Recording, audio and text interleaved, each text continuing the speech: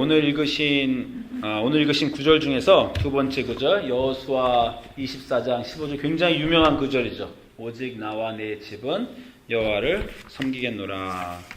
오늘 일단 민수기 14장 4절부터 10절에 그 가나안 땅을 탐지한 후에 이스라엘 백성이 보고하고, 그리고 갈렙과 여호수아가 다른 정탐자들과 다르게 보고하는 구절과요. 그리고 여호수아 24장 14절부터 15절은 그 여호수아의 마지막 유언입니다. 그 구절을 저희가 오늘 보았습니다. 다 아시겠지만 저희가 요즘에 생명의 삶으로 데일리 디보션 할 때 여호수아서가 막 끝났어요. 8월 달로 끝나고 9월 달부터 저희가 로마서를 시작을 했습니다. 그래서 앞으로 우리가 사도행전 얘기도 하고 로마서 얘기도 하겠지만 여호수아가 이제 다 끝났기 때문에 여호수아서에 대해서 마지막 좀 저희가 한번 나눴으면 좋겠어서 제가 나누고자 합니다. 제가 먼저 재미있는 얘기를 해드릴게요. 제가 군대 훈련소에 있었습니다. 그죠? 제가 전 장교에서 훈련소에서 한 3개월, 보통 한국에서 남자는 훈련소 얼마큼 있죠? 한 6주인가 있죠. 저는 3개월이니까 거의 15주를 훈련소에 있었어요. 훈련소에서 여러 가지 나쁜 게 우리를 강하게 만들기 위해서 훈련을 시키는데, 한 가지가 이 밥 먹는 시간을 제대로 안 줄 때가 많습니다. 그러니까 평소와 다르게 아침부터 저녁까지 막 뛰고 훈련을 하니까요, 배가 훨씬 더 고픕니다. 그러니까 막 먹고 싶어요. 딱 책상에 이렇게 앉으면은 준비하고 노래 부르라 그러고 시작! 그럼 밥을 먹습니다. 근데 밥을 딱 먹는데 두세 숟갈 먹었는데 그만! 숟가락 놔! 딱 이래요. 얼마나 섭섭한지 모릅니다. 그냥 막 너무 배가 고픈데 한두 숟갈 먹었는데 그만 놓으라는 거예요. 그럼 너무 막 화가 납니다. 그러면 그 다음 순간에 어떻게 되냐면, 준비 시작! 그러면 그냥 숟가락으로 밥을 크게 퍼서 입에다 막 넣습니다. 정말 쳐넣어요, 입에다가. 밥을 막 넣어가지고요. 그러다가 이제 그만하면 그때부터 이제 입에 있는 거 씹는 겁니다. 숟가락은 딱 내려놓고 이렇게 입에 있는 거 천천히 씹는 거예요. 그러니까 참 그 군대에서는 전쟁통에는 밥 먹을 시간도 없으니까 그렇게 먹으라고 하는지 모르지만, 정말 밥 먹는 시간이 굉장히 막 전투 같아요. 그냥 시작하면 막 정신없이 입에 넣고요. 정말 입에 음식이 더 찰 수 없을 만큼 꽉 차고 막 꾸역꾸역 씹습니다. 이제 그렇게 훈련소 생활을 보냈는데, 어느 날 이제 군대에서 어떤 친구를 만났어요. 제 친구의 친구인데, 제 친구가 자기 친구를 저한테 소개시켜 주면서, 얘는 이제 어떤 애다 이렇게 소개시켜 줘요. 그래서 인사하고 딱 갔는데, 그 친구가 이제 가니까 제 친구가 뭐라면, 저 친구 어떤 친구인지 아냐 그래요. 그래서 어떤 친구냐 그랬더니, 저 친구는 훈련소에서 밥을 천천히 먹던 친구다, 이런 얘기를 해요. 그러니까 그 친구가 뭐 장관 아들이다, 대통령 아들이다, 뭐 서울대를 갔다, 이런 얘기를 하는 게 아니라, 저 친구는 훈련소에서 밥을 천천히 먹던 친구다. 한마디 더 하더라고요. 심지어 시간이 있을 때도 밥을 남기더라, 이런 말 하는 거예요. 그 친구하고는 그때 딱 한 번 만나고요, 그 이후로 만난 적도 없고 그 이후로도 만난 적도 없어요. 그런데 그 친구가 계속 생각이 납니다. 왜 생각이 나냐면요, 궁금해요. 걔는 어떤 인간일까? 어떤 사람이길래 훈련소에서 밥을 천천히 먹는단 말인가? 훈련소에서 밥을 양반처럼 먹는다는 거예요. 숟가락을 천천히. 왜 그게 그렇게 궁금하냐면요, 그럴 수가 없거든요. 저기 있는 모든 사람이 다 허기지고 배고프고 언제 밥을 못 먹을지 모르기 때문에 막 정신없이 먹는데, 누군가 천천히 먹었다고 하니까 도대체 그 마음속에 어떤 철학, 어떤 중심, 어떤 마음을 갖고 살길래 그 위급한 순간에 저 친구는 밥을 천천히 먹을 수 있는 사람일까? 한 가지 더 나아가서, 걔네 아버지는 걔한테 도대체 교육을 어떻게 시켰을까? 어떻게 그 순간에 그 정말 몇백 명 중에 아무도 그렇게 할 수 없는데 그렇게 하는 아이가 있을까라는 궁금증이 들더라고요. 여러분, 다른 사람과 아주 다르게 살아보신 적 있어요? 물론 다른 사람과 다르게 사는 사람도 있습니다. 어떤 사람이 너무 이상하게 살면요, 우리 애들이 뭐 누가 또 좀 특이하면 he is weird 그렇게 말하잖아요. 쟤는 너무 특이해, 쟤는 이상해. 그건 나쁘다고 좀 얘기하는 거예요. 특별히 막 모나게 다르게 산다는 거고. 그런 거 말고, 어떤 아이가 다르게 사는데 자기의 중심과 어떤 철학이 있어서 다른 사람과 다르게 살기 때문에 그 주변에 있는 사람들이 참 궁금하다. 모든 사람들이 그렇게 살고 그렇게 사는 게 인간의 본성인데 어떻게 저 사람은 저 순간에 저렇게 살 수 있을까? 라고 생각하게 만드는 사람을 주변에서 보셨습니까? 또는 여러분이 그렇게 살아보신 적이 있어요? 그래서 여러분 주변의 사람들이 참 저 사람은 궁금해. 그 안에 어떤 게 있길래 저 순간에 인간의 본능대로라면 다 저렇게 행동했을 텐데 저렇게 행동하지 않았을까라는 생각이 들게 하는 사람이 있는가 하는 것입니다. 오늘 여호수아의 먼저 마지막 부분부터 볼게요. 이 여호수아가 마지막 24장은 여호수아의 마지막 부분인데 여호수아서의 결론이자 여호수아의 유언입니다. 여호수아가 모든 백성들을 향해서 이렇게 말하는 거예요. 만일 여호와를 섬기는 것이 너희에게 좋지 않게 보이거든 너희 열조가 강 저편에서 섬기던 신이든지 그건 이집트의 신을 얘기하는 겁니다. 너희 열조가 이집트에서 섬기던 신이든지 아니면 혹 너희가 거하는 땅, 이 땅 가나안 땅 아모리 사람의 신이든지 너희 섬길 자를 오늘날 택하라. 나와 내 집은 여호와를 섬기겠노라. 이런 내용입니다. 여호수아가 처음에 아시겠지만 백성들을 다 이끌고 전쟁을 하면서 가나안 땅에 입성을 했어요. 그때는 백성들도 다 여호와를 섬겼습니다. 왜냐하면 여호와는 하나님이 너무 필요했거든요. 이집트에서 나올 때도 홍해를 건널 때도 사막에서도 하나님의 힘이 너무 필요했습니다. 강한 하나님의 강한 팔과 편팔과 강한 손으로 백성을 구원해 주시는 것을 너무 좋아했어요. 그런데 여호수아 끝날 때쯤 되니까 모두 다 땅에 정착하면서 사람들이 다른 신을 섬기기 시작하였다는 것이에요. 그것은 사실 당연한 일입니다. 왜냐하면요, 그 지방의 신들은요, 풍요의 신이에요. 여러분, 이집트의 신은 이집트 나일강의 신이죠. 나일강의 신으로 그 신이 이집트에게 그 농사에 될 물을 대준다고 생각하고 있었습니다. 또 가나안에 있는 신들도요, 다 농경 신들이에요. 비와 관련된 신들로 그들에게 농사에 도움이 준다고 생각하고 있었습니다. 그래서 여러분 사진에서 보듯이 그 지방의 신들을 보면요, 다 이 풍요와 관련돼 있어요. 이 reproduction, 생산과 관련돼 있고, 그래서 사실 성적인 묘사가 많아요. 왜냐하면 성행이라는 것은 생명을 만들어내는 거잖아요. 그래서 신들이 성행위를 하는 장면이나 신들이 가슴이 크거나 이게 다 재생산, reproduction을 하고 풍요의 상징이 되기 때문에 그 지방의 신들이 그렇습니다. 그리고요, 그 지방의 신들은요, 눈으로 보입니다. 지금 보시듯이 형상이 있어요. 이 소의 형상이 있고 여자의 형상이 있고 이러한 형상을 만들어 줍니다. 그리고 그 지방의 신들은요, 요구하는 게 별로 없어요. 그냥 추수하고 나면 추수한 그 물건들만 좀 가지고 오면 됩니다. 그게 그 지방의 신들이에요. 그런데 그 지방의 신들과 다르게요, 우리 하나님을 섬기는 일은 사실 쉽지가 않습니다. 여러분이 보시면 아시지만 하나님은요, 그냥 그 당시에 비만 내려준 신이 아닙니다. 하나님은 우주를 관통하는 계획이 있다는 거예요. 그래서 하나님은 그냥 바로 섬길 수가 없고 그 하나님을 이해해야 됩니다. 사람들이 섬기려면. 그리고 그냥 재생산만 해주시는 게 아니라 사람들에게 무언가 요구하세요. 너는 나의 법을 지켜라. 이런 신들은요, 아무도 법을 주지도 않고요, 법을 지키라고 하지도 않습니다. 그냥 제사만 드리면 돼요. 근데 하나님은 법을 많이 요구하시고 원하십니다. 그리고 그 하나님은 거룩하기 때문에요, 함부로 다가갈 수도 없고 또 이 신들처럼 보이지도 않습니다. 그 형상을 만드는 게 금지되어 있잖아요. 그래서 이스라엘 사람들이 그 당시에 여러 가지 이유로 하나님을 섬기지 않을 이유가 있었다는 것이에요. 그래서 많은 사람들이 그 하나님을 섬기지 않고 있던 그 시점에서 이 여호수아가 그러나 나는 하나님을 섬기겠다. 그 하나님이 진짜 신이기 때문에 섬기겠다라고 하는 것입니다. 이 지방의 신들을 다시 한번 정리하시면요, 사람들이 원하는 대로 다 해줍니다. 우리가 농사 지을 때 필요할 때 축복을 내려주시옵소서. 사람들이 원하는 거죠. 축복을 내려줍니다. 그리고 우리가 농사 지은 후에 우리에게 아무것도 더 요구하지는 마십시오. 그럼 아무것도 요구하지 않아요. 근데 우리 하나님은 그것과 다르게 축복만 주시는 분이 아니라 우리가 잘못하면 벌도 내려주시고, 그리고 우리에게 무언가 요구하세요. 내 법을 지키라고 요구하시고 구원의 계획에 우리가 동참할 것을 원하십니다. 우리 하나님은 왜 그러시겠어요? 저렇게 신들과 그냥 저런 신들처럼 편하게 섬겼으면 좋겠는데 요구하는 것도 많고 법도 많고 벌도 주시고, 우리 하나님은 왜 그러시겠습니까? 왜냐하면 우리 하나님은 참 신이시기 때문에 그렇습니다. 저 신들은요, 거짓 신들이에요. 그러니까 사람들이 만든 신입니다. 사람들이 만든 신이기 때문에 사람들이 원하는 대로만 해줘요. 그러니까 사람들이 자기가 원하는 대로 만든 거예요. 우리에게 복을 달라 할 때 복만 주시고 아무것도 더 요구하지 마십시오. 그런 신을 우리가 원합니다. 이 신이 그런 신입니다 하고 만든 거예요. 근데 우리 하나님은 그런 신이 아니라 참 신이기 때문에 자기 성격이 있고 자기가 원하는 게 있으십니다. 그래서 우리가 말 그대로 로봇하고 살면 좋겠죠.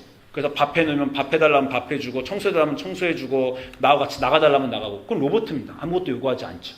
그러나 우리가 부부와 결혼을 해서 같이 살게 되면 서로 요구가 있고 서로 맞춰서 살아야 됩니다. 우리 하나님은 그런 참 신이세요. 살아계신 신이시기 때문에 우리에게 주시기도 하시지만 요구도 하시고 우리와 같이 맞추어 사실 것을 요구하십니다. 그런 하나님을 섬기는 것이 진짜 신을 섬기는 것인데 가나안 땅에 왔더니 백성들이 다 그렇게 섬기지 않겠다는 거예요. 그래서 여호수아가 그 순간에 얘기하는 것입니다. 나와 내 가정은 그러나 여호와를 섬기겠다. 아주 유명한 구절이죠. 사람들이 하나님을 온전히 섬기지 않으면서도요, 별로 특별한 문제를 느끼지 않을 때가 많습니다. 그렇게 안 하는 이유는요, 가장 큰 이유는 사실 그 유행과 문화가 그렇기 때문에 그래요. 만약에 여러분 다 아시지만 중세에서는 전부 다 기독교인이었죠. 그건 사실 큰 마음 없어도 하나님을 섬길 수 있습니다. 왜냐하면 그때는 문화가 전부 다 교회 가고 전부 다 일요일이면 무조건 교회 가는 거고 그러면 다 무조건 하나님을 섬기기 때문에 문화에 따라 간 것이에요. 그런데 어느 순간에 문화가 그렇지 않을 때 사람들이 그렇게 섬기지 않을 때도 우리가 하나님을 그렇게 섬길 수 있는가라는 것은 다른 문제입니다. 저희 요번에 한 달 전에 배구 시합했죠.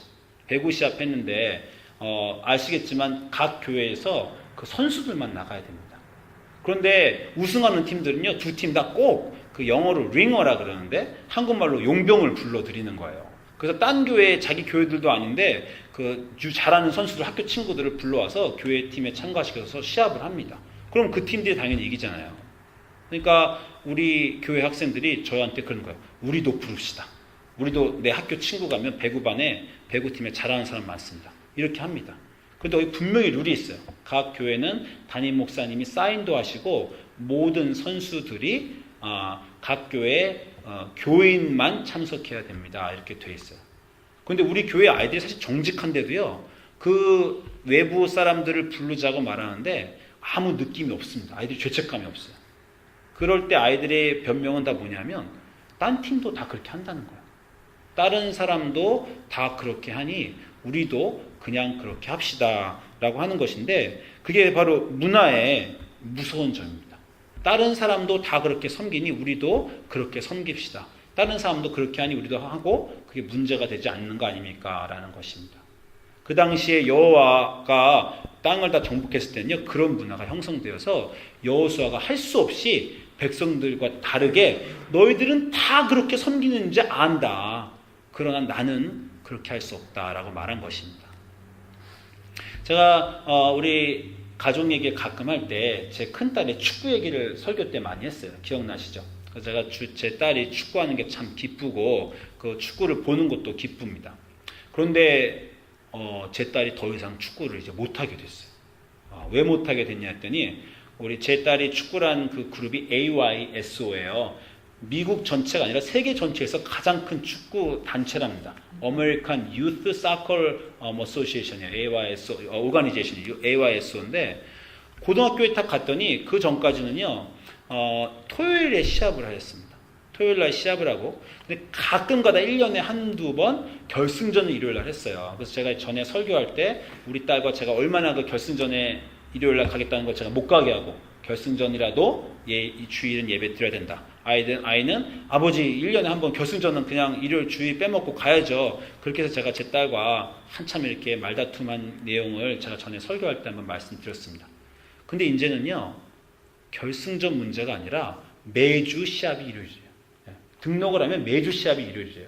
그래서 제가 물어봤어요. 아니 어떻게 매주 시합이 일요일입니까? 했더니 토요일은요, 액티비티가 많대요. 고등학생부터는 학교에서 스포츠도 많이 하고 가외 활동을 토요일날 많이 하기 때문에 토요일날 축구 시합을 하면 아이들이 안 나온다는 겁니다. 그래서 축구 시합을 일요일날 한대요. 그럼 일요일날에 축구 시합을 하면 다 나온다는 얘기예요. 여러분 지난번에 제가 말씀드렸지만 미국의 기독교인 인구가 얼마입니까? 기독교인 인구가 2004년에 80%였고요. 2014년에 70%예요. 그 축구팀의 70%는 기독교인이라는 얘기입니다. 지금도. 그런데 일요일날 시합을 열어도 70% 중에 아무도 그 주일날 교회 가야 되기 때문에 시합에 못 나오는 애들이 없으니까 토요일날 내일 시합을 주일날로 옮긴 거예요. 그게 더 많은 아이들이 온다는 겁니다. 한마디로 과외 활동이나 중요한 활동을 할 때는 축구를 못 오지만 예배를 할 때는 예배는 빼먹고 축구를 하러 올 수 있다는 게 지금 문화라는 거예요. 그래서 그냥 그 큰 단체가 전체 미국 전체에서 시합은 이제 고등학교부터는 일요일 그렇게 정해버린 겁니다. 그게 우리가 살고 있는 지금 미국이에요. 또 어떤 사람은 뭐라고 얘기하냐면요. 토요일날 시합을 하면 유대인들이 시합에 안 나온대요. 왜냐하면 미국에 이제 유대인 인구가 꽤 있는데 유대인들은 토요일날 안식일이지 않습니까? 그러니까 토요일날 안식일이니까 그날은 안식일을 지켜야 돼서 안 온다는 거예요. 그 토요일날 시합을 하면 유대인들은 안 오고 기독교인 오니까 토요일날엔 유대인 조금만 없어요. 그러면 기독교인이 70%고 유대인 뭐 5%나 되겠어요? 5% 사람만 못 오니까 그래도 토요일날 해야 됩니다. 근데 일요일날 하는 이유는 일요일날 경기라면 이제 그 5%나 6% 되는 유대인도 올 수 있고 나머지 70% 되는 기독교인도 다 온다는 거예요. 그러니까 일요일날 시합을 하는 게 아무 문제가 없다는 겁니다. 여러분 이 나라가 기독교 국가가 아닙니다. 사실 우리가 80%에서 70%로 기독교 인구가 줄었다고 하는데요. 그거는 그냥 형식상 교회를 안 나가는 사람 숫자고요. 이미 교회를 나오는 사람들 마음속에서도 하나님을 경외함은 사라진 지 오래입니다.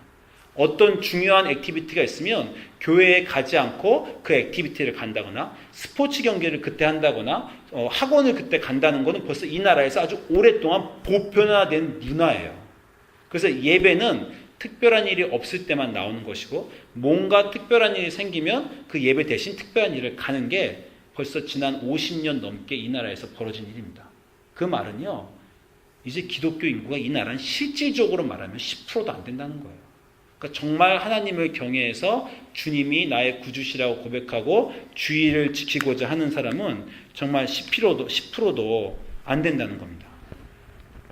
제가 한동안 설교를 많이 주의를 지키는 것에 대해서 강조를 많이 했습니다. 주의를 지키는 것을 많이 강조하면서 정말 주의를 빼먹지 말고 한 주도 빼먹지 말고 주님 앞에 온전히 지키자라고 제가 설교를 하면서요. 저도 제 마음속에 궁금증이 좀 있어요. 예수님은 그렇게 안식일을 지키라고 강조하지 않으셨는데 나는 예배 때 왜 이렇게 안식일을 지키라고 강조하나? 한마디로 예배를 오라고 나는 왜 이렇게 강조하는가? 제가 이렇게 궁금하게 스스로 한번 물어봤습니다. 근데 여러분이 그 당시 사회를 보시면 압니다. 예수님은요, 당시의 문화를 거슬러 가시는 분이에요. 여러분이 아시지만 당시는요, 유대인들의 사회는 안식일에 일하면 돌 맞는 사회입니다. 그렇기 때문에 안식일은 무조건 쉬는 거예요. 안 쉬는 사람이 없습니다.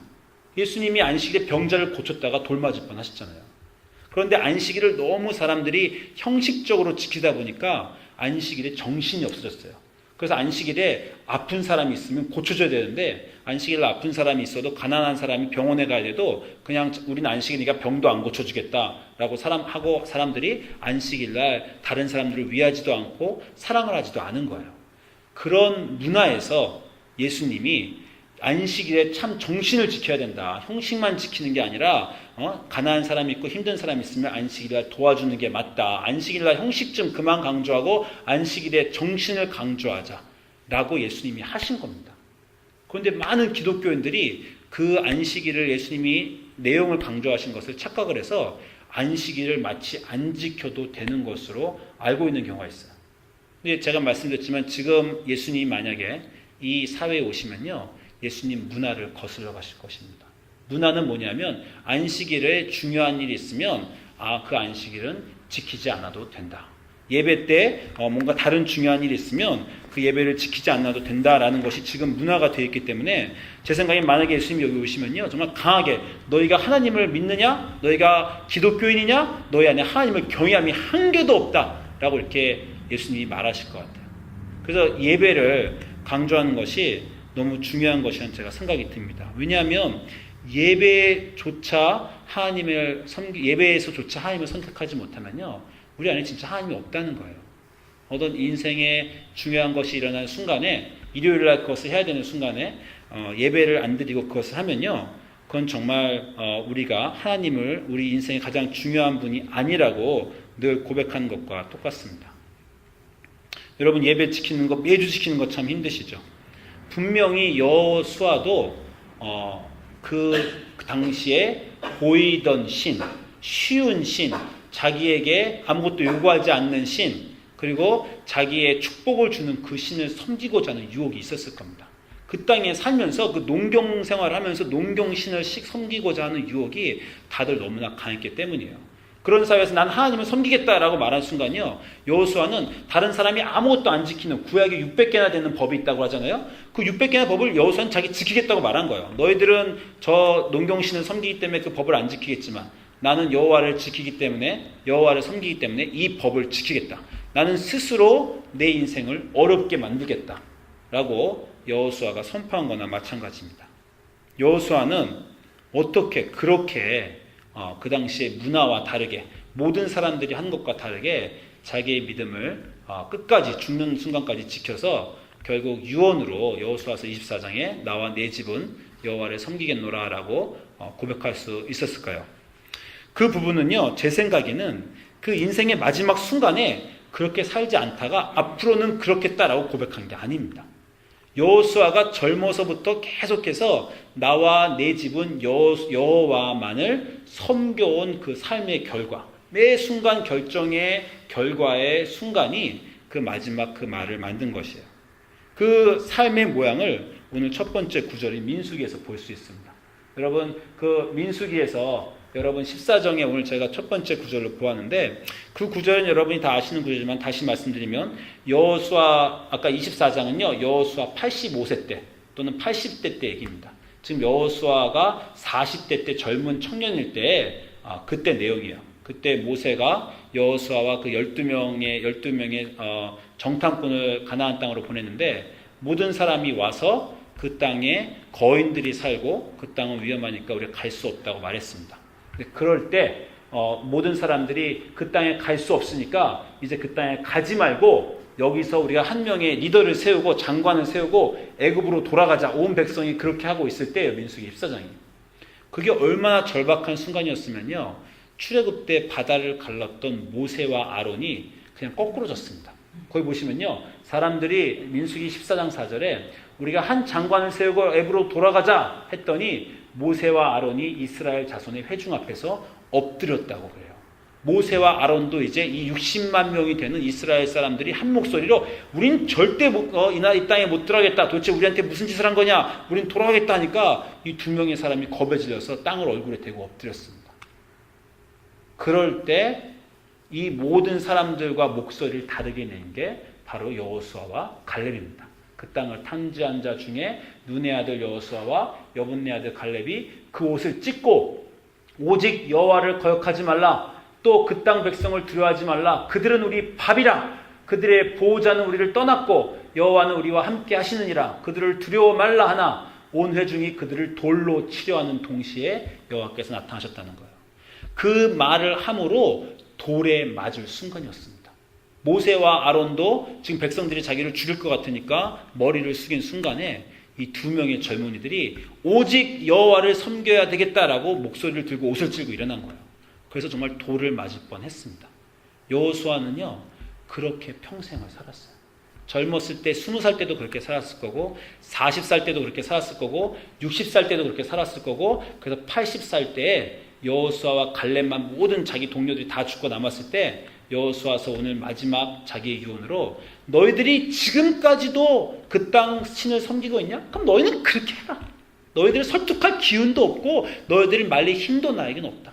그러니까 너희들은 아무리 족속의 신을 섬기든지 이집트 섬기든지 너희가 그냥 마음대로 해라. 그러나 나와 내 가족만은 지금까지 80년 해온 대로 오직 여호와를 섬기겠다라고 한 것입니다. 인생의 모든 그 결정의 순간에 여호수아가 그렇게 고백을 한 거예요. 여러분이 어느 날 주일을 하루 빼먹으시고 어느 날 하나님 앞에서 온전하지 않게 지내시면 그게 그날 하루로 끝나는 게 아닙니다. 그런 순간의 결정이 쌓여서 여러분의 인생의 말을 만들고 여러분의 인생의 마지막 말을 만드는 것이다. 제가 아까 말씀드렸다시피 제 딸하고 큰딸하고 슬기하고 페이스하고 한번 크게 말다툼했다고 했죠. 제가 그 설교로 지난번에 여러 번 예시 드렸잖아요. 딸이 결승전 가겠다고 할 때 절대 결승전 갈 수 없고 너는 예배를 꼭 가야 된다. 우리 딸이 심지어 아빠 여기 600명이 있는 축구 선수 중에서 나 혼자 오늘 예배를 가야 되기 때문에 빠지는 거야. 그렇게까지 말하고 정말 그건 슬픈 일이죠. 70%의 기독교인들이 다 그냥 거기 온다는 거예요. 그래서 딸을 보고 그럼 너 혼자 그렇게 될 것이다. 너 혼자만 예배 가는 삶이다. 그렇게 해서 그때 크게 아이와 말다툼을 하였지만 그래도 아이가 이해해줘서 교회에 가고 그 다음부터 아이가 교회 열심히 안 빠지고 가게 됐어요. 제가 그때 산을 하나 넘은 거예요. 최근에 제 둘째 딸이 이제 조세핀이 아름이가 저한테 왔어요. 아름이가 TV 드라마에 여러분 에로 보셨어요? 에로?